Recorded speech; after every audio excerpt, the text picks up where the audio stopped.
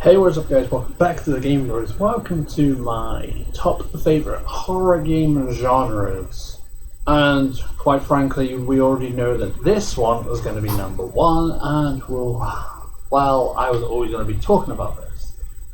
So within the magic of editing, I will place games up on the screen above this poster that I've got, because this is the only one I can find that looks decent enough to show every single Resident Evil character part of the game series.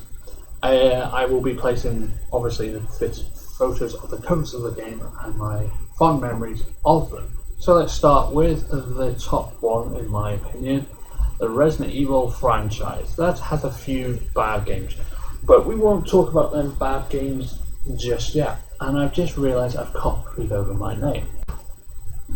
Sort that out. So anyway, let's without further ado start. No particular order. My favourites is throughout Resident Evil, and I will talk about various ones and skip ahead because this one's going to be pretty much the longest out of them all, because I know more about Resident Evil and I love Resident Evil to death. Some of them don't really have any main spin-offs or anything, so let's get through this quickly. Now, Resident Evil 1, the start of all the Resident Evil horror. Basically a remake of Sweet Home's a horror game on the Super Nintendo Entertainment System, made by Capcom obviously, and they decided so many changes with it. There was going to be a co-op idea, there was going to be an NPC flying around which is supposed to be Joe, you played Chris, so many things changed, but my fond memories of playing this Resident Evil 1 game is the cheesy acting and the achievement of actually being a gamer, and learning the game how to master it, learning the game how to beat it fast, and then the reward of getting an unlimited rocket launcher. And if you had other versions, you would get unlimited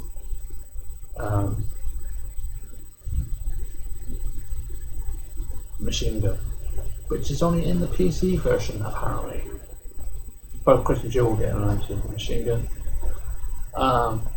But yeah, I think in remake they changed it up, which I love the remake of this game, which we'll put that straight away for the next bit, where you can also get an unlimited samurai air gun, so you can easily do handgun only challenge with, which is fun. But yeah, keeping to the tradition of that, when I first played the GameCube version of Resident Evil remake, I found it quite a challenge and different to playing the original games, so forth. The introduction of Lisa Trevors, the more stronger hunters, the Crimson Heads, yeah, all fun and scary. But yes, also going on to the next thing, which is back to the classics, which I still enjoy, and two of my both number one favourites, Resident Evil 2 and Resident Evil 3, which have two great remakes as well, which I will be talking about in this video. Okay, talking about Resident Evil 2 and 3 and then on to the remakes. My god, the fun memories of Resident Evil 2 were first booting that game up, playing Leon, running through the streets, working out how to run from zombies. Unfortunately, in the PlayStation version, we didn't get unlimited ammo as a cheat. But the PC version, I believe, I'm not 100% sure if it's true, but I think it was the American version that had it, or the Juice Shop edition had the unlimited ammo, which in the UK we still didn't get. Also, I think it was the UK edition that also was failed out of. We didn't get Extreme Battle Mode. But the PC version and the Americans and the Japanese version had the Extreme Battle Mode. We didn't. It really annoyed me, and yet people were like, oh yeah, you can get Extreme Battle Mode. It wasn't in the UK release, or should I say, PAL release. But we did get the Hunkin' Tofu mod, or the Force Survivor thing. That was it for the UK port. That was the only thing that made a bit of a downer, but you know. Then I eventually got for PC and you can actually open it by a certain way, and now thankfully for modders it's already open anyway. When you get the Biohazard 2 Source Next version. But yeah, I remember running through that PlayStation, all the lovely times of backtracking, finding items, progressing a little bit more, learning how to save certain sections, learning where all the items are, finding out a few flaws of the PlayStation which should have been fixed, because they were fixed in the remake. And if you've ever played Gary's mod, Resident Evil 2, RPD PlayStation, yeah, they fixed it. But anyway, yeah, the fun memories of that, meeting Ada. The sad thing was actually seeing Ada die. The other annoying thing, they never told you which storyline was supposed to be. I always played it Leon A because it was the first disc to Claire B. Fun fact, it was Claire A to Leon B because the true storyline to it, apparently. But they were like perfect what if scenario. So if you start with Leon, what would he do in the first scenario? And what's Claire doing at this specific point of when you're doing Leon A? And mixing up together with radio calls and cutscenes and seeing each other in the police station in different parts. So if you play Claire A, you'll meet Leon somewhere else and you'll find out what Leon does in his Leon B, which I thoroughly enjoyed. It was the first time that ever was actually happened, because when we played Resident Evil 1, we didn't know where Chris was, or if we played Chris, they didn't know where Barry was, and Jill wasn't there the whole time. So, a bit iffy, but then somebody resurfaced Resident Evil now 1.5, which was the original Resident Evil 2. That looks quite good. I wouldn't have changed what we got now. The Resident Evil 2 that we did get was really good, but the 1.5, it looked like it was interesting and different. If they still kept some of the elements in it, which I believe, looking at some of the background stuff, that they're still there, just a little bit tweaked and touched up and changed a little bit. Now Resident Evil 3, my personal favourite. I remember when I first got this game, I sat there and I was like, I don't want to play this game, I can't get any further. I beat the first bit and I got to I remember my first memories of running to the police station, saw Nemesis, I was like, fuck this shit, I'm out. And then I played on and I got as far as the clock tower. With about 14 saves on normal. And this is my first time playing as well, and I was quite young, 1999 when it came out. Fuck. The fond memories of beating Nemesis for the first time, with a Magnum, I was like, what, you can kill this guy? I thought this guy wasn't killable, and then he appeared later on. I was like, oh my god. I remember quite a lot of times the jump scares in that were like better than the first game. There were some jump scares in Resident Evil 2, but the 3 had a load of jump scares I completely wasn't expecting. And when I got to that park bit where that Hunter Alpha, Beta, or Hunter Omega, the frog one, when that jumped out, I was like, one death kill, and I was all the way there. But I remember when I first finished the game, I was like, 32 saves later, and I beat the game in about 4 hours. Now I can beat the game probably an hour, if that. PC wise, anyway, PlayStation still takes about 2 hours 10 minutes. I think that's on PlayStation 1. But I don't know, I'm not really a speedrunner. I love to explore the game. I love to find every hidden bits and bobs, and I like to do, that's why I can do hidden tips. I scoured the entire game, found out where all the items are, where everything is. So when I'm playing the game and I can go run around, I've got unlimited ammo, yeah, but I know where items are. So when I do hints and tips, I go, okay, in this room you got blah blah blah blah blah. And I actually go over to find them, but I say no notes, we go. So when people are playing it for the first time, they know where they are. They won't get unlimited damage straight away unless you've got the PC version, which you can technically hack. Not hack, but you can actually mess around by, you load the game up, play Mercenaries, and then you can actually get the unlimited ammo that way. I think that's only in a mod version, because you can actually fiddle with the thing to get a load of money, buy the unlimited ammo kit, and then you put it over to the game. I think it was only in a mod version though, but I do remember I went to do the Mercenaries mode and I found something where you can go into the code files, change the amount of money you get, you play for it once, and you buy the unlimited ammo and you blitz for it, which is different in the remake, so you don't get all unlimited ammo, which is a shame, but at the same time, you don't really need them. I mean, it'd be nice to run around with a limited shotgun.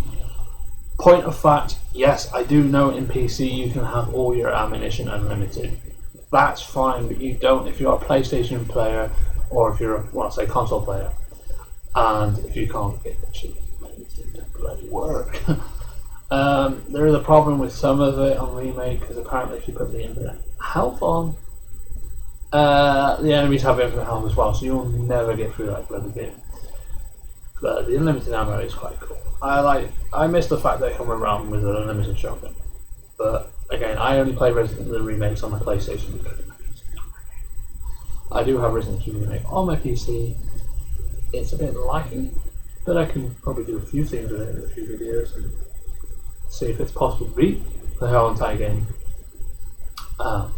with the shotgun. We'll have the Magnum Unlimited. But I don't know how you start with it. I'm not sure how to deal with that stuff. I can get the weapons to be unlimited, but I just don't know how to start with the Magnums. Because someone's actually found a way you can actually start with a Magnum. I don't know how to do that. Some hacking tool you can go into the debug menu or something that gets stuff. I still haven't worked out debug menu for the original game. I wish I could find that debug menu. Apparently it's in there, but I press every button on my keyboard. Can't find the debug menu to be able to get extra stuff. Sorry, we're going to go read a bit longer on this because it's Resident Evil. But run down to the next game in the series, Resident Evil 4. This is where it sort of turned action based and I wasn't really fond of, but I do remember some fond memories of Resident Evil 4 I do like. Playing Leon again, of course, and downside about this was we all know Ashley in it is very annoying because you have to have her with you after time and she just keeps on and on screaming Leon help, and that's so annoying for an AI character. But you know, what can you do? This is the point where Resident Evil started to fade out for me because I loved the originals, like from Resident Evil 1, 2, 3, Survivor. I just played Code Veronica X before doing Resident Evil 4, but I thought let's give Resident Evil 4 a go first. So I think technically I beat Resident Evil 4 before I beat Code Veronica from memory, but I had fond memories of actually getting some way through the game and slightly beating it to a point where I played it on professional mode on GameCube and I beat it. But then there was the issue when it went over to PS4. The aiming controls are a nightmare. Couldn't get it to function, couldn't get it to do properly, and it was really annoying the hell out of me to a point where I just didn't want to play it anymore. Then I discovered I got a PC version, which the PC port is a lot better than anything. It feels like the GameCube port, but a bit more improved graphics, and you can add stuff to it, but I can't get mine to be modern. But that's beside the point. This is the point where Resident Evil started to go more action oriented and started for fans to have split decisions, and this is where fights, and I mean fights between the community where we all just go, oh, I don't like this game's the best, and then other people are fighting against it, saying that Resident Evil 4 was their first game and they love it and the rest of the games are poo. Well, sorry. Still to this day, Resident Evil 3, Nemesis and Resident Evil 2 are still my top favourite Resident Evil games. Resident Evil 4 was one of the, I think it was a sort of turn that made me nearly fall out with Capcom to a point where I didn't want to play Resident Evil more. But there was a game that, well, 2 games that literally did kill it for me. But gladly enough, we don't need to talk about this in this video. Might little hint mention it. Okay, now moving swiftly on back into the Resident Evil 2 remake and Resident Evil 3 remake that was first talked about when I went on to Resident Evil 4. These 2 games were awesome. A lot of people shat on the Resident Evil 3 remake saying it was too short. I'm not bothered about that. I got a great enjoyment of walking around the new environment of Resident Evil 3 and loved it. And the fact is that I really like the way that you can look at Resident Evil 2 remake and go through the police station. Okay, missed opportunity, needed Jill to go in there, but just the fact I can walk around the police station before Resident Evil 2 happens, at least they're doing a little bit more better job than the original one, because the original one it looked like it was after, because all the doors were boarded up. So at least with this one it looks like it's a little bit before. some areas were closed off that maybe cars could actually clear up before he leaves. So when Leon and Claire eventually arrive there, it will look like that. But yeah, it was good to see all that stuff. I mean, yeah, there were some downers with Resident Evil 3 Remake, but I still loved it. And I highly recommend anybody to play it. I can think up so many more things on that than I could with the original game. But it's allowed me to step back and think, let's play the original game, see what's side-by-side stuff, and it's given more insight and more things I can work with. Making it more difficult with challenges wise, because the original game I could think of doing very different challenge. But this one, you got a bit of a set role to do with different things, and some of the difficulty levels are really hard. Right, moving swiftly on, because we've got another few games to talk about. So onto the one game that sort of changed completely the Resident Evil franchise and was the sort of dagger to set for the failure of what made me leave Capcom and then came back after another game that's after this one. I'm talking about Resident Evil 5. It gave it a more first chance to do a co-op game, and it succeeded, but there wasn't any horror into it. Again, there's bad Resident Evil games out there that have better DLCs. This one had a good DLC, which had some horror elements to it when you played the Lost in Nightmare DLC, which I thoroughly enjoyed playing that a lot with GC Chris and beating the speed run on it. But when it came to playing the full campaign of Resident Evil 5, it was just hell. I did not like it that much. But it was fun to try and see what it would be like in the co-op setting and everything. The versus mode sounded fun. So in a way, this is more of a Resident Evil fun game with some action. Yeah, we found a few little jump scares that we pretty much put on ourselves to have, but and some funny moments of glitching. But to be honest, Resident Evil 5 was the last nail in the coffin to say this is what the direction they were going to go with, and that killed it. To the point where Resident Evil 6 I didn't like, so I'm not showing that because we're not going to talk about them. Revelations was, well, not that great, but it was okay. Speeding along, because otherwise I'd be here all day with Resident Evil stuff. 6, Dead Aim, Survivor 2, a few. Resident Evil 6 killed it for me, and this is the point where I was the one to have nothing to do with Resident Evil.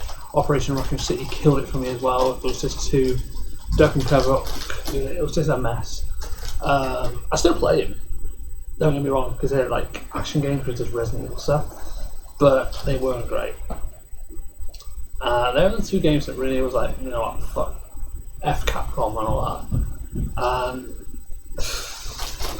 Then they done the Umbrella thing. What was it? Umbrella Inc. That was bad. But a game that did bring me back before that was the Umbrella Chronicles on the Wii. I decided to play this. I know this is probably jumping a bit because I never got the Wii until a bit later after Resident Evil 5. I wanted to get the bad games out of the way quickly. But Resident Evil Umbrella Chronicles was something new that I kind of thought of was good, but at the same time, first time playing a rail shooter, yeah, I'm not really one for rail shooter, but it was showing an insight of what Resident Evil, the Resident Evil 3 remake would have been, should have been. And it felt good to run around the mansion like first person and all that, and showing what happened after that, going to another place and added some little bits of pinpoints to show what happened to Wesker after Resident Evil 1, or after he was betrayed by the Tyrant, what happened to him during Resident Evil 0. Then the Ada bit in Resident Evil 3 was quite good, and having a full survivor in it was awesome as well. That game was like, I feel something, was good. Dark Side Chronicles wasn't that great, but could have been better. But then I thought I've had enough of Resident Evil, but then this game came out, Resident Evil 7, that got me back into the Resident Evil gaming scene, and I was a bit disappointed because it was first person, but it got me back to the horror aspect, and I was like, this is good, this is good. And then Resident Evil Revelations 2 came out, and I was like, yeah, I like this. Revelations 1 was okay. I have it as an honourable mention, but if we can talk about all the Resident Evils, there'll be a long list. But yeah, Revelations 1 and 2 good. I like them. They're showing stories that happen after or in between certain bad games, 5 and 6. Revelations 1 leads up to Resident Evil 5, Lost in Nightmare, and then into Resident Evil 5, and then Revelations 2 is after 5 going towards 6. So yeah, that was good. But 7 really got me back into it. It had all the horror stuff, and I thoroughly enjoyed it. It was something different, but at the same time, it had the horror stuff, and I thought this was where it should be going. Then they mentioned the Resident Evil 2 remake, which was going to come out, so that's basically got me back into Resident Evil. Modders in the modding community doing some great mods on the old classic Resident Evil games. That's the thing on that. So yeah, that's the entire Resident Evil out of the way. One full big thing on my top best horror games. Let's get on to the other main topics of the other games that are in this list. Okay. Next up, this game, Heavy Rain. Made by the same developers of 2 games that I'm going to be talking about in this series, in this video. So yeah, Heavy Rain is a really weird, I reckon, sci-fi horror where there is an origami killer that you have to find, who you actually play, which you don't find out until the end, which is a good twist. And he's basically trying to train the main character, Ethan. I keep saying Winters because that's from Resident Evil 7, they had both the same name. Now, in this, Ethan is trying to prove himself to be a good role model as a father to the origami killer who basically had a dad who was a lazy drunk and didn't care about his kids, to a point where he lost his brother because his dad didn't care. He tried to save his brother from floodwater because something happened on the area they lived in and he got stuck and they couldn't get him. So basically this origami killer kidnaps the only alive living son of Ethan, and basically all hell breaks loose with these killings going on, and he's got to try and do things to get code words for the location where his son is, and he's got to prove himself to do anything for his son. One of the grossest scenes I remember in this, which made me want to continue playing. I know it sounds weird, but it was like, it feels like something that any normal parent would do for their kid. They would do anything, and not to get graphic or anything, but literally Ethan had to chop his own finger off, proving how dedicated he is. And most of us probably would, but yeah, it shows how graphic this game is. It shows how horrific this game could be. This is why it's horror. And you can play a scientist who needs to have this sort of drug because he gets nosebleeds from this hi-fi tech thing that he's got that you can check out different fingerprint stuff. He can match things. He can have his own home world or anything. He can be in a crappy office, but he can be sitting somewhere on Mars or something. You know, so this weird sci-fi thing. Yeah, I found that part cool. It was fun playing the detective who, spoiler if you haven't played the game, I won't spoil it for you though, who is, well, really cool to think about, and hopefully you play this game so you know what I'm on about. So I'm going to spoil it right now. So if you've never seen any gameplay footage of this game, if you've never played this game, skip this point right now, because I'm about to spoil it for you if you've never played this game. This is for more people that have played this game. Now, you play the detective who is the origami killer. Strangely enough, they don't really show it. They hide it very well when you play the game. But, yeah. It's weird because you play and think, well, that didn't happen when I was playing the game. But yeah, you know, they cut them bits out so you don't go, oh, he's the origami killer. We know we'll go straight for him. But it does a really good job of hiding the fact that you do play the origami killer. And that's why I like this game, because you know, you play the killer in his own mind and you don't know it. And There's some good stuff in it. Graphic wise, not that great, but it's good compared to, you know, when it would have come out before, and it was great compared to the other game that they made that I will talk about in this video as well. As well, it's not as good as the other game they made, which is even better, which is also the third one we're going to talk about in this video. So if you haven't played this game, sorry for spoiling it. If you skipped it, then you're okay, you don't get much to spoil. Definitely pick this up, play this game. Heavy Rain, it's awesome. As far as I'm aware, it's only on PS4. I think someone was modding it to run on the PC, but I can't remember if that's happened or not. But, you know, these other two, well, the other one that was made is on PC as well. You can get it on Steam. So, next one. Now, the other game that I was talking about, this one is on PC, PS2, and I believe they did release a version on PS3, not 100% sure. The original game was called Fahrenheit on PlayStation 2 in the UK on PAL regions, but in America it was called the Indigo Prophecy. And then for some reason the remaster version, which is available on Steam, is called Fahrenheit the Indigo Prophecy Remaster. And it is a weird game, but very good. I remember when I first got hold of this off my Uncle Soul Sam, I'll mention him again in this. He had it on PlayStation 2 and we played it so many times. It's so confusing. A basic control, you think, oh, it's all fine. You gotta use these for certain memory puzzles, things and everything, and it's so annoying. But some of the stuff in this is so crazy. I remember playing this and quite a lot at like 3 o'clock in the morning, and it's the worst thing to do. Having nightmares of this game. It's so weird. It's based in New York, and obviously it's snowing, and it keeps snowing for some reason. And it utilizes a weird mechanic that I've never seen in anything else called sanity, which is normally a thing in roleplay that you have to roll for your sanity. This has a sanity meter, which means that your character can literally become depressed, and if it drops below severe depression, you can actually watch your main character that you're playing, which, by the way, there is more than one in this. You play the main guy that's a killer, who isn't the killer as well. You play a detective, a female, and I say Jamaican detective as well. And you obviously play the main character as a kid with his brother, who is a priest, minister, something like that.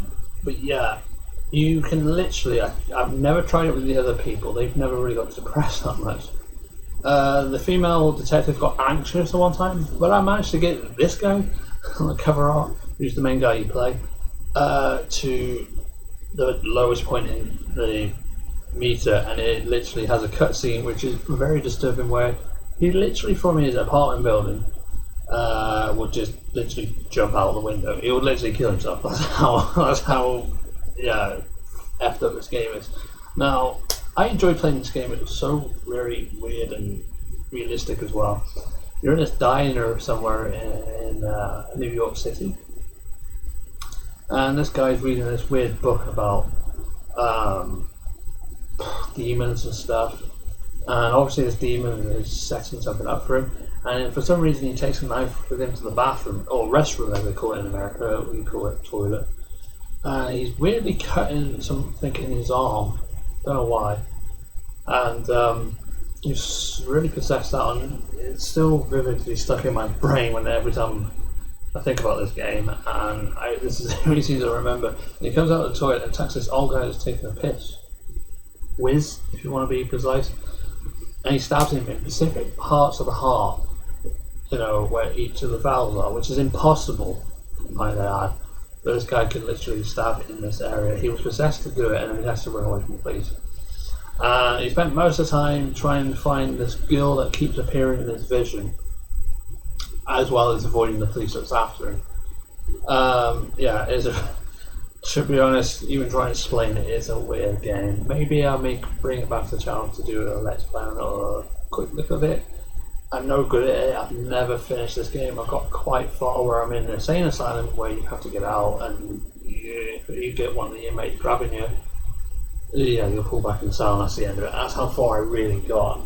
And I think I got to the far as the roof bit where you're running with the girl in your arm, and you've got to press certain million buttons to run away from the demon, and you just never get it. It's just so close to the end, and yeah, I never get to the final fight scene, which I have seen the video of it completed.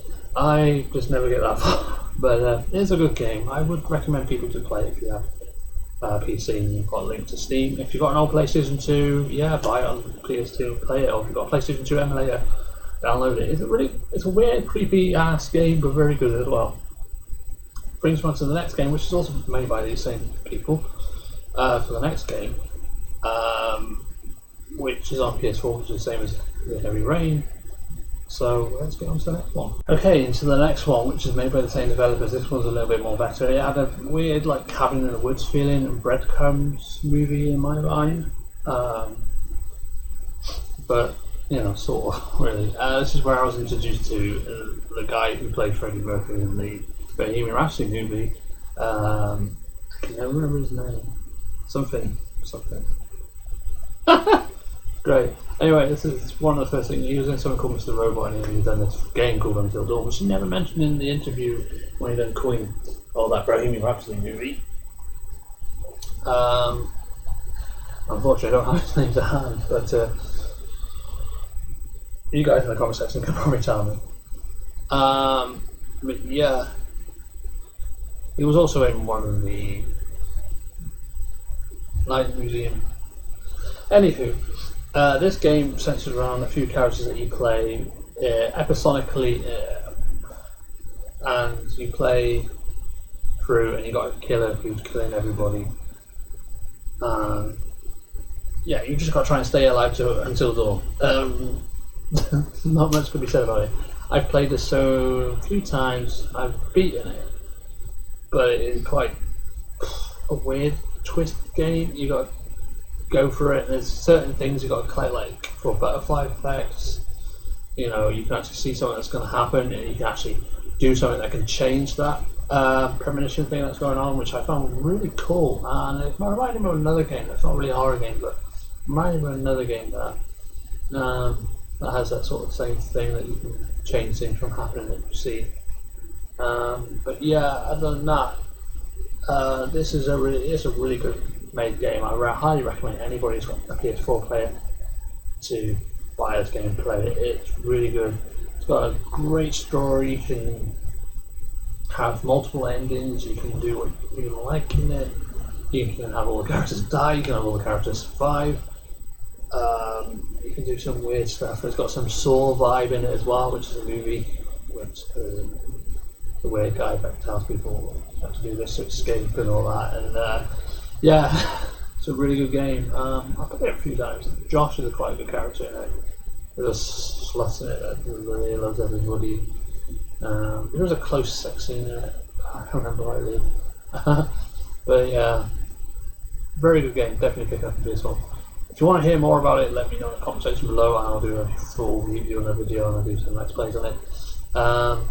But I'm running out of time and doing things, so I'm just trying to get through it as quickly as possible and talk about it. The fun memories of it is playing around. Jump scares in it, fucking hilarious. Two more games after this one. This one is one of my favourites other than Resident Evil, and that's Nightmare Creatures. It's in the title. You play this guy that takes out these creatures in a nightmare. No. It's based in the old 1800s Victorian era, and you attack zombies, werewolves, massive different amount of enemies, and do different combos to attack them enemies. I thoroughly enjoyed this growing up as a kid, and I eventually found a PC version of this, so stick around, you may see this coming soon. I've been told the PC version is not that great, but I've got both anyway. I've got the PlayStation version still and the PC version, so I'm going to do a comparison and see what's different on that.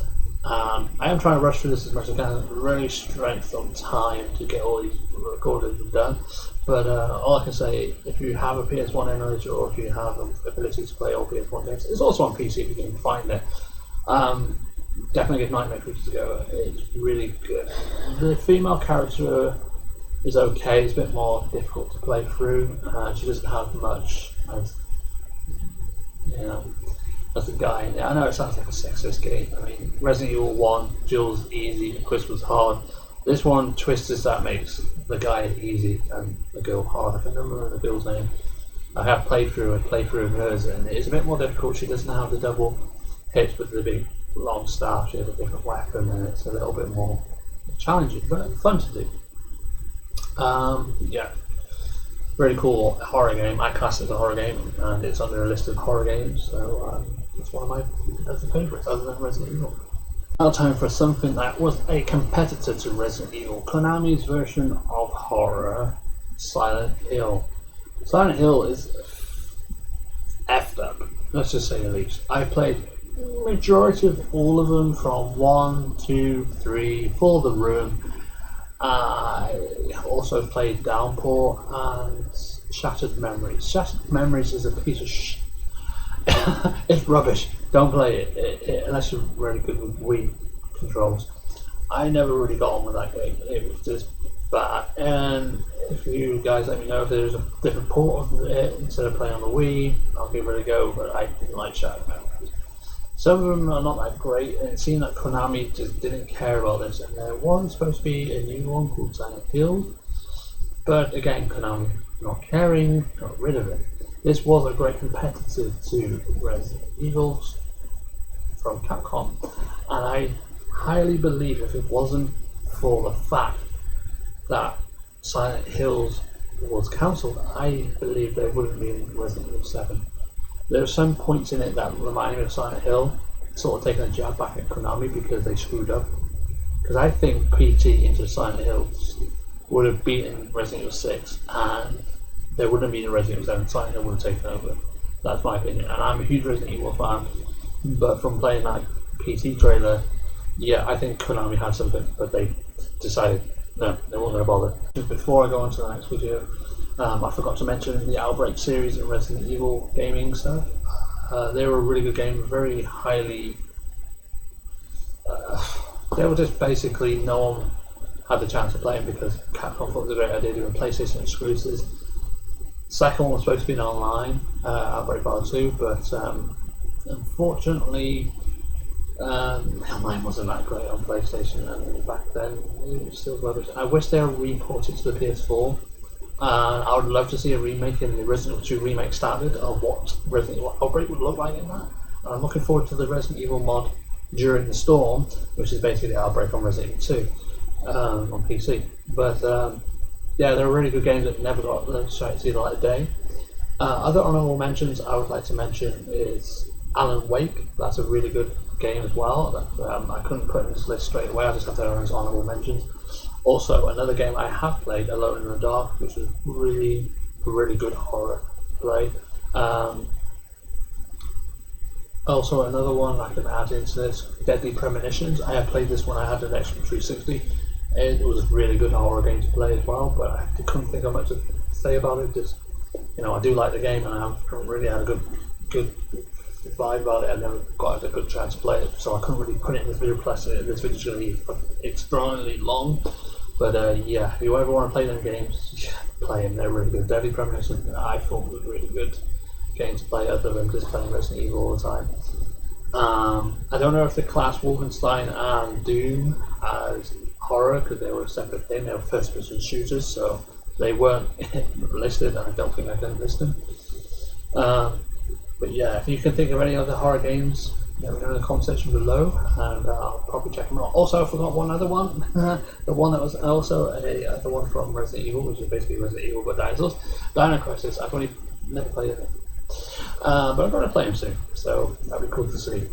And that's my list on the horror games with the honorable mentions. We'll go on to our last game coming up next.